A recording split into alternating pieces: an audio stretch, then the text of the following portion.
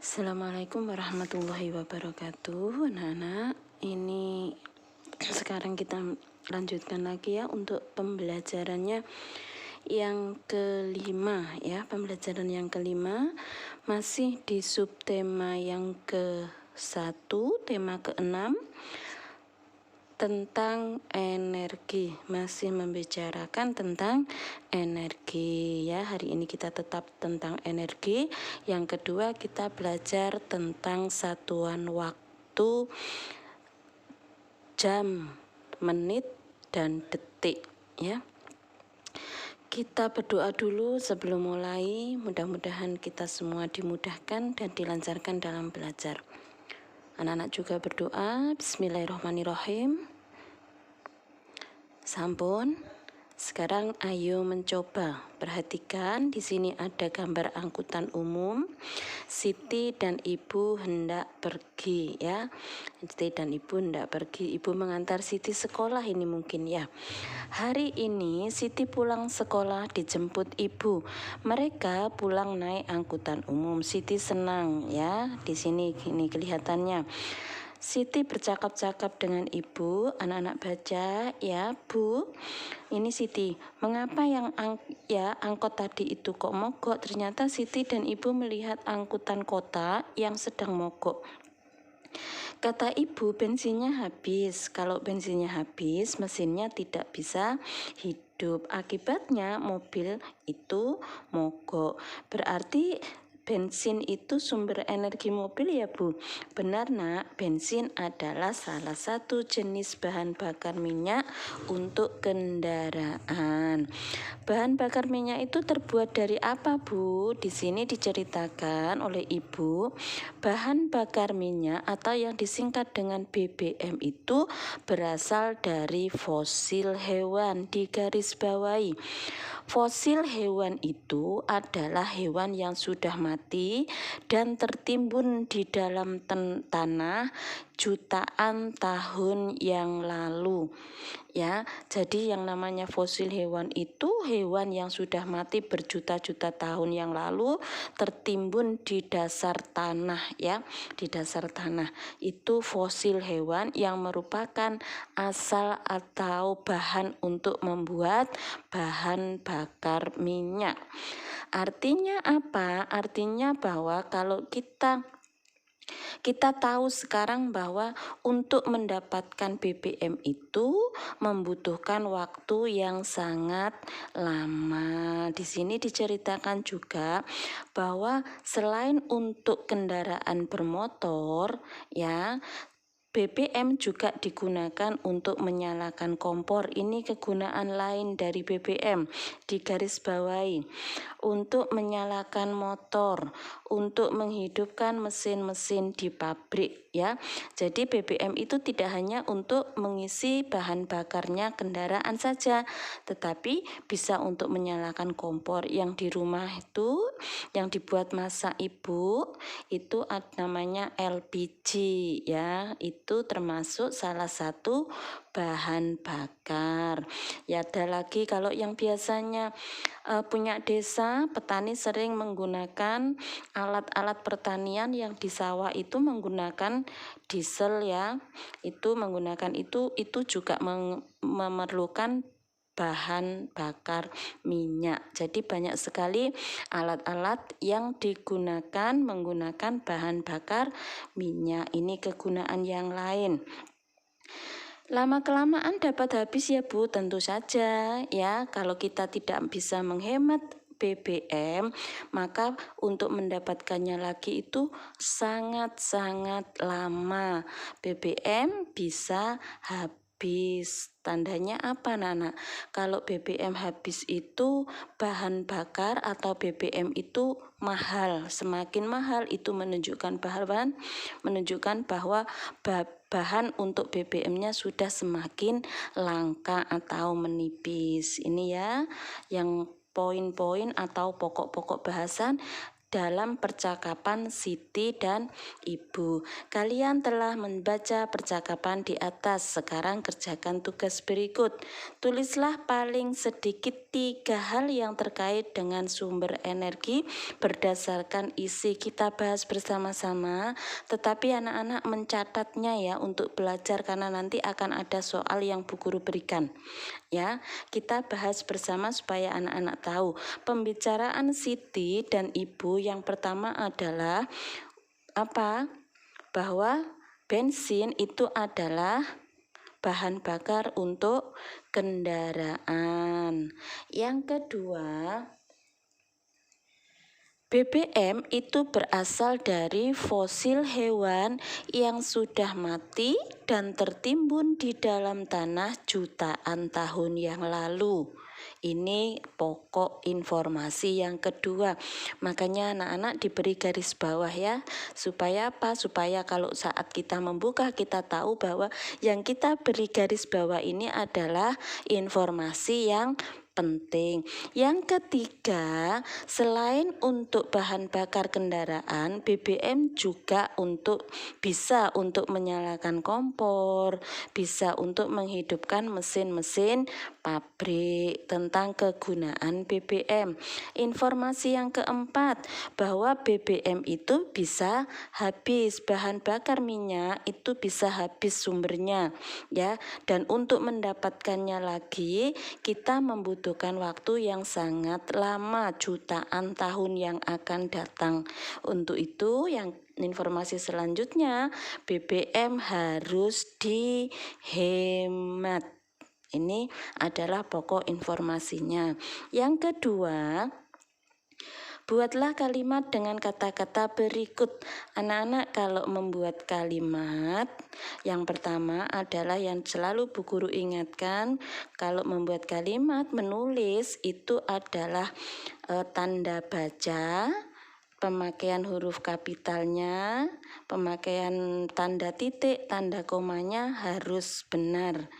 Ya, contoh di sini buat kalimat dengan kata berikut. Anak-anak boleh kreatif sendiri, tidak harus sesuai dengan yang ada di buku ya. Contoh fosil. Fosil itu adalah bahan untuk membuat bahan bakar minyak. Boleh. Yang kedua, BBM. Boleh tidak harus seperti di sini ya. Contohnya, ayah membeli bensin atau BBM di SPBU dekat Superindo misalnya. Boleh. Mogok. Biasanya kalau kata-kata mogok itu Bu Guru sering dengar waktu di kelas ya. Anak-anak ada yang datang terus bilang seperti ini, maaf Bu, saya terlambat karena motor ayah tadi mogok. Nah, itu ya sering sekali Bu Guru mendengar kalimat itu. D, bensin. Ayah membeli bensin di SPBU. Energi, air, udara, matahari adalah sumber energi misalnya ya. Kita membutuhkan energi untuk melakukan kegiatan. Makanan adalah sumber energi bagi tubuh. Banyak sekali, terserah kreatif anak-anak ya, tetapi harus ditulis. Sekarang ayo berdiskusi. Di sini menceritakan tentang kewajiban kita terhadap BBM. Apa kewajiban kita? Digarisbawahi di sini. Kita berkewajiban untuk melakukan penghematan agar tidak cepat habis ya. Ini kewajiban kita. Kalau kita sudah melakukan penghematan, kita akan mendapatkan apa? Hak ya nak ya. Hak kita apa? Memperoleh BBM. Kita semua memiliki hak untuk mendapatkan BBM, untuk membeli BBM ya. Tetapi kita berkewajiban melakukan penghematan. Caranya bagaimana? Di sini Bu Guru tulis beberapa cara, anak-anak tulis juga ya untuk belajar, dipindah di bukunya, harus ditulis supaya bukunya terisi ya. Cara menghemat energi yang berupa BBM. Yang pertama, Jika jaraknya dekat, sebaiknya berjalan kaki. Kalau rumahnya dekat dengan sekolahan, lebih baik jalan kaki saja untuk hemat bensin. Yang kedua, menggunakan sepeda. Ya, maksudnya sepeda di sini adalah sepeda yang pancal, ya, bukan motor ya. Menggunakan sepeda, mengganti kendaraan bermotor dengan naik sepeda. Sekarang sudah ngetren ya, naik sepeda, semuanya sudah punya sepeda sekarang. Nomor 3, menggunakan kendaraan umum ya. Boleh menggunakan kendaraan umum karena itu lebih hemat. Satu kendaraan diisi beberapa orang. Ya, ada 7, ada 5, tapi kalau menggunakan kendaraan pribadi, satu orang saja naiknya mobil. Ya, berapa itu yang terbuang itu? Nomor 4, mematikan AC mobil saat cuacanya dingin. Nah, ini kalau cuacanya sudah dingin, AC mobil dimatikan. Atau AC mobil dimatikan sebelum mematikan alat atau mesin mobil ya. Sebelum matikan AC mobil, AC-nya dimatikan supaya saat dihidupkan nanti tidak langsung nyala semuanya, karena itu bisa pemborosan. Nomor 5, menggunakan energi alternatif. Energi alternatif itu energi yang lain selain yang ada di sini ya. Contoh energi alternatif itu energi pengganti ya anak-anak. Maksudnya energi pengganti. Kemarin kita sudah belajar PLTA, PLTS, PLTU ya. Air yang diubah, yang digunakan aliran air menjadi pembangkit listrik tenaga air menjadi PLTA, itu adalah contoh penggunaan energi alternatif. Lagi menggunakan pembangkit listrik tenaga uap, angin, bayu, PLTB ya, itu juga energi alternatif. PLTS ya, mengubah surya atau matahari menjadi energi listrik, itu juga energi alternatif. Jadi menggunakan energi alternatif PLTA, PLTU, PLTS, itu contohnya. Sekarang ayo mengamati. Kita akan belajar tentang satuan waktu berikutnya. Kemarin kita belajar tentang tahun, bulan, minggu, dan hari. Sekarang kita belajar tentang jam ya. Perhatikan di sini. Siti melihat jam dinding. Anak-anak juga ya. Jam itu setiap saat kita lihat ya. Jadi mungkin Bu Guru berharap materi ini mudah untuk anak-anak. Karena apa? Karena kita sudah praktek setiap hari. Setiap anak-anak mau pergi kemana, pulang dari mana, selalu melihat waktu ya. Jadi mudah-mudahan ini adalah materi yang mudah. Siti bertanya kepada ibu, pukul berapakah sekarang? Ibu menjelaskan bahwa sekarang pukul 11.00. Lihatlah gambar berikut. Ini ada sebelumnya ada aturan ya nak yang membuat jarum itu. Kalau membaca jam mungkin anak-anak sudah bisa. Tetapi kalau aturannya atau membuatnya, mungkin ini yang perlu kita pelajari bersama. Yang pertama, kalau kita melihat ini, jam itu bentuknya boleh lingkaran, boleh kotak ya. Ini tidak apa-apa, yang lebih banyak itu lingkaran ya. Yang pertama bahwa kita harus membuat titik tengahnya dulu di sini. Nah, setelah itu di dalam jam ini selalu ada angkanya. 12, 1, 2, 3, 4 sampai 12 lagi. Ya, kita lihat angkanya ini memutar ya, supaya anak-anak lebih mudah. Biasanya 3 lurus dengan 9, 12 lurus dengan 6 ya. Nah, di sini anak-anak harus tahu ada 2 jarum di dalamnya. Yang pertama itu jarumnya agak pendek. Jarum pendek menunjukkan jam. Ini tepat di angka 11. Jarum yang panjang menunjukkan menit. Diingat-ingat. Jarum pendek menunjukkan jam, jarum panjang menunjukkan menit. Apabila jarum pendek di angka 11, jarum panjang tepat di angka 12, maka menyebutnya adalah pukul 11.00. Penulisan jam selalu 2 digit ya nak ya. 2 digit di sini, 2 digit sebelah sebelum dan sesudah tanda titik. Misalnya 8 ya diberi 0, 8 titik. Seperti itu ya. Ini cara menulisnya.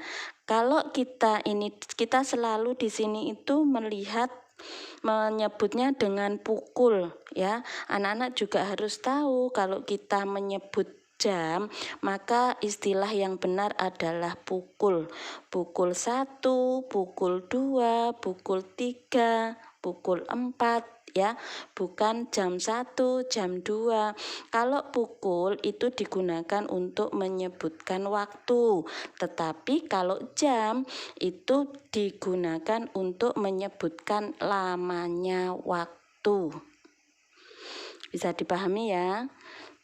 Ini adalah istilah yang benar, tetapi keseharian kita itu selalu menyebutkan jam 7, jam 8, jam 9. Nah, itu ucapan kita, kebiasaan kita sehari-hari. Tetapi anak-anak harus tahu bahwa menyebutkan waktu itu yang benar menggunakan pukul. Kalau lamanya waktu baru menggunakan jam. Contohnya, pukul 11, Siti berangkat mengaji pukul 11. Ya, Siti pulang pukul 12. Berarti kalau kita gunakan jam, Siti mengaji selama 1 jam. Ya, kalau pukul itu angkanya di belakang, kalau jam itu angkanya di depan. Pukul 11. 11 jam. Seperti itu. Bisa dipahami ya nak ya bedanya ya. Sekarang perhatikan di sini, 15 menit kemudian Siti makan siang, berarti Siti makan pukul 11 lebih 15 menit. Bagaimana cara menggambarkannya? Untuk menggambar, anak-anak buat dulu lingkarannya. Kalau sudah membuat lingkaran, perhatikan angkanya, buat dulu angkanya. Ya, kalau sudah dibuat angka, baru kita lihat yang diminta adalah pukul 11. Berarti jarum pendek berada pada angka 11 lebih 15 menit. Berarti jarum panjangnya berada di angka 3. Kenapa kok 3 Bu Guru? Iya, setiap bergerak ke ini sesuai arah jarum jamnya dari 12 ke 1 ini bacanya 5 menit ya. Dari sini ke sini ini 5 menit. 5, 10, 15 ya. Jadi 1 jam itu ada 60 menit. Setiap ini perubahan ini, setiap 1 jam ini ya, itu 60 menit ya. Dari 12 ke 1 ini adalah 5 menit. 10, 15, 20, 25, 30, 35, 40, 45, 50, 55, 60. 1 jam ada 60 menit. Kalau 1 menitnya ada 60 detik ya. Jadi kalau membuat jam 11 lebih 15 menit, jarum pendeknya di 11, jarum panjangnya di angka 3, menghitungnya dari 12 ya. Kita patokannya dari 12 ya. Ini 15 menit kemudian Siti telah selesai makan. Jarum jam di dinding menunjukkan pukul 11.30. Bagaimana cara menulisnya? Kalau sudah bergerak di tengah-tengah 30 itu kan setengah dari 60 ya, berarti sudah setengah jam. Kalau sudah setengah jam, jarum pendek tidak berada di angka 11 tetapi berada di tengah-tengah antara 11 dan 12 karena jarum panjangnya sudah menunjukkan 30 menit. Ya, bisa dipahami ini. Sekarang di sini tugas 1. Sebelum tugas 1, Bu Guru akan mencoba. Di sini Bu Guru sudah membuat. Nah, perhatikan di sini. Ini adalah Bu Guru sudah membuat lingkarannya. Sekarang kita beri angka ya. Untuk memberi angka, yang pertama kita tentukan dulu titik tengahnya. Kita buat titik tengahnya. Kalau sudah titik tengah dibuat, maka anak-anak memberi angka 12. Caranya supaya sama, anak-anak beri tanda. Nih, titik di atas, titik bawah ini 12, di sini 6. Yang sini sekarang. Nah, ini nanti bisa sama. Ini 9, di sini 3 ya. Ini yang harus anak-anak lakukan dulu. Sudah, kalau sudah seperti ini, tinggal melengkapi saja, kita buat lagi supaya jaraknya sama. Nah, kita bagi lagi menjadi 2. Ini supaya jaraknya sama. Nah, tinggal kita mengurutkan 1, 2, ini sudah 3, berarti 4, 5, ini sudah 6, ini berarti 7, 8, sudah 9, ini 10, ini 11. Kalau sudah seperti ini, angkanya akan rapi, jaraknya akan sama. Ya, kalau sudah, kita tinggal melihat. Misalnya kita akan menulis pukul 9.00. Kita ada 2 jarum. Misalnya yang hijau ini jarum pendek. Jarum pendek menunjukkan jam ke angka 9. Jarum panjang menunjukkan menit. Kalau pukul 9.00 artinya jarum panjang selalu berada di angka 12. Yang anak-anak kurang teliti biasanya membuat jarum pendek dan jarum panjang. Ya, jarum panjang ini menit, jarum pendeknya jam. Nih ya. Sekarang kita akan membuat lagi. Satu aja ya, contohnya terlalu lama nanti waktunya. Kalau ada pertanyaan silahkan ke Bu Guru saja ya.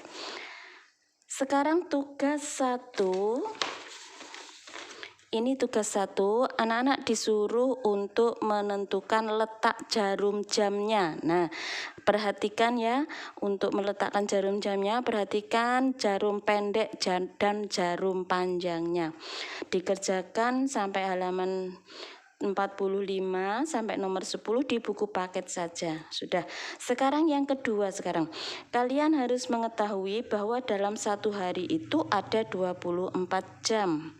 Pukul 00.00 sampai pukul 12.00 dimulai dari tengah malam sampai tengah hari. Setelah pukul 12 siang adalah pukul 13. Pukul 13.00 dapat disebut pukul 1 siang. Guru baca dulu. Dengan demikian, pukul 14.00 sama dengan pukul 2 siang. Nah, ini ada yang kedua, aturan yang kedua. Anak-anak harus tahu bahwa dalam satu hari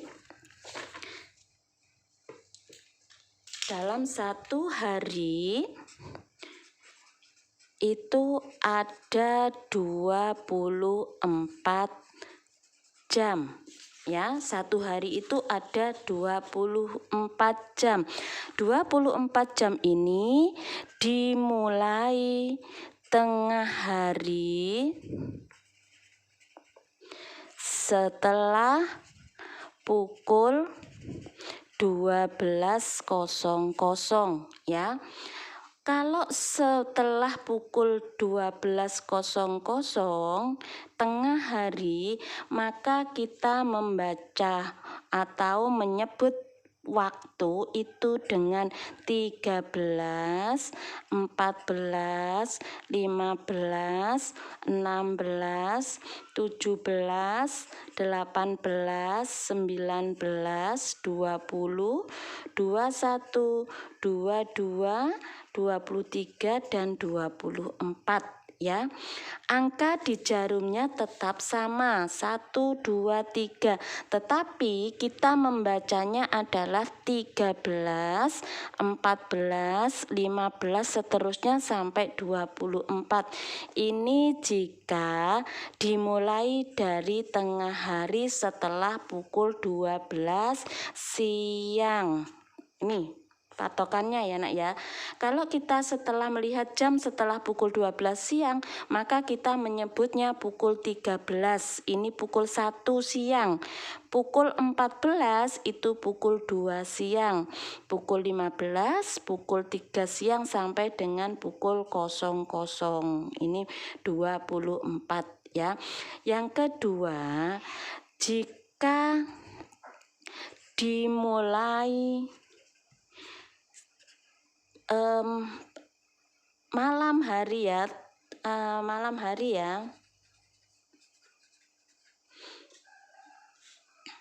atau tengah malam,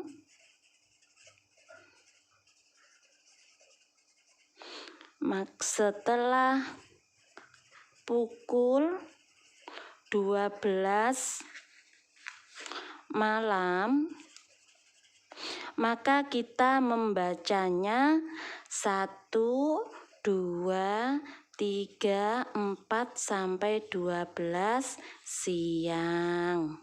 Perhatikan ini bedanya ya. Ini bedanya.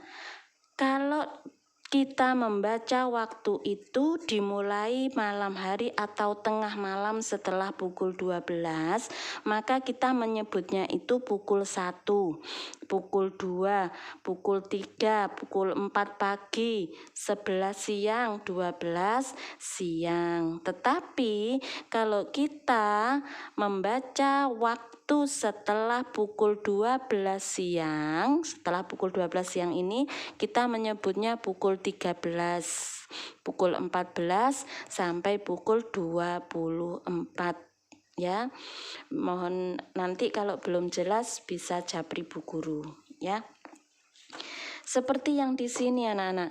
Gambar di samping menunjukkan pukul 13, jarum pendek di angka 1 karena kita membacanya setelah pukul 12 tengah hari. Tengah hari itu siang ya. Tengah hari itu siang. Di sini juga menulisnya masih sama ya. Ini yang seperti ini Bu Guru, seharusnya seperti ini. Ya, jadi itu adalah ketentuannya. Sekarang kita akan belajar mencari lamanya waktu. Nah, Siti bangun tidur pukul 5, kemudian mandi. Kegiatan itu berlangsung selama 1 jam, artinya pukul 6 Siti siap berangkat sekolah. Jika Siti berangkat sekolah pukul 6 sampai di sekolah pukul 7, lama perjalanan Siti adalah 1 jam. Caranya bagaimana? Kalau kita mencari lamanya waktu, kita bisa mengurangi kegiatan yang selesainya sampainya dikurangi dengan kegiatan yang dimulai. Contoh, Siti berangkat pukul 7.00 sampai di sekolah pukul 8.00. Berapa lamanya Siti di perjalanan? Caranya adalah 08.00 dikurangi 07.00. 01 berarti lamanya Siti adalah 1 jam. Inilah penggunaan jam yang benar ya. Istilah jam itu digunakan untuk menunjukkan lamanya waktu. Contoh lagi, Udin berangkat mengaji pukul 3 sore. Pukul 3 sore itu pukul 15.00. Selesai mengaji, Udin pulang pukul 17.00. Berapa lamanya Udin ngaji? Caranya adalah 1700 dikurangi 15. Sama ya. Lamanya adalah 2 jam. Gampang ya nak ya. Mudah-mudahan bisa dipahami. Tugas yang kedua. Tugas yang kedua adalah ini dikerjakan di buku tugas ya. Di buku tugas dengan cara ya. Dengan cara seperti bu guru tadi, jawaban saja tidak apa-apa. Nah, jawaban saja. Sudah kita akhiri untuk pelajaran hari ini. Mudah-mudahan bisa dipahami. Bu guru akhiri, anak-anak tetap jaga kesehatan ya. Assalamualaikum warahmatullahi wabarakatuh.